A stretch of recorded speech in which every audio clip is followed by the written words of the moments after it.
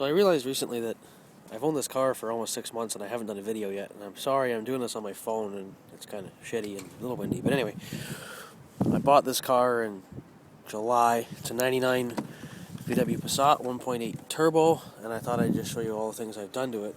It hasn't really been too special yet to bother, but I guess we'll start with performance. I've got a manual boost controller installed, boost gauge up top,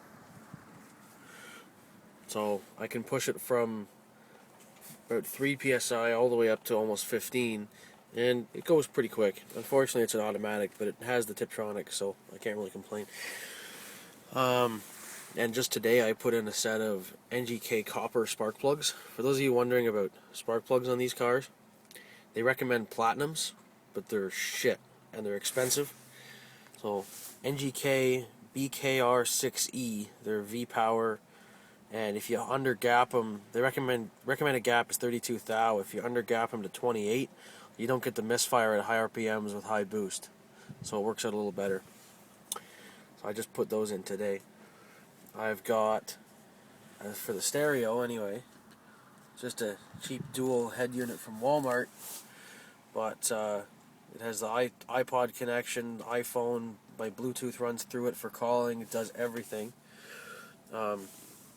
That switch right there turns on the rear amps, and that one turns on the lights on the front that I'm going to show you shortly. And then I've got a gain control for the sub. Yeah, that's about it for in here.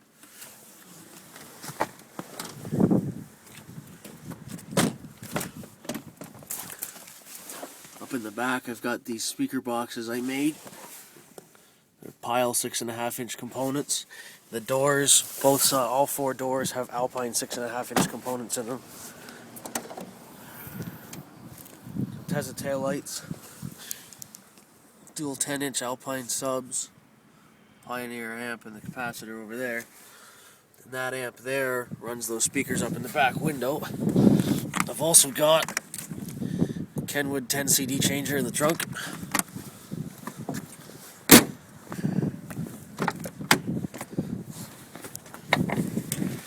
And that's the amp there that runs the rear speakers. They're just in those boxes and they got Velcro on the bottom to hold them down nice.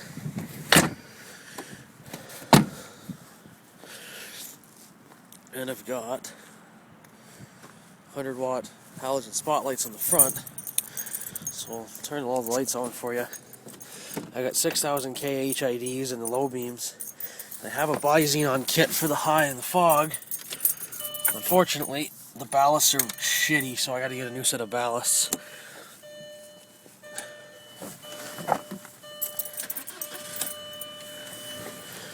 Man, does that ever run smoother with those new plugs. So that's the 100-watt halogen spotlights.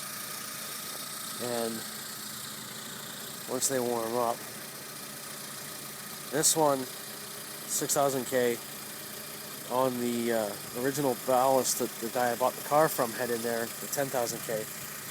See, once they warm up, they're quite white. That one's got the ballast that came with my other HID kit, and they're very blue. They're really cheap, low-output ballasts. So I think I'm going to put those HIDs back into high beams, but I'm going to get better ballast for them first. So there's the control unit for the CD changer. So, you know, boost gauge and everything else. You got indicator lights on both of those. She's got heated seats. It's all leather interior. It's a little bit dirty, but it does the job anyway. I think that's about it. If I get some more modifications done, I'll put up another video. And I'll maybe have to put up a 0 to 100 video. This thing now will do, well, when I pull onto a highway on the ramp, I can get to 120 in about 9 seconds.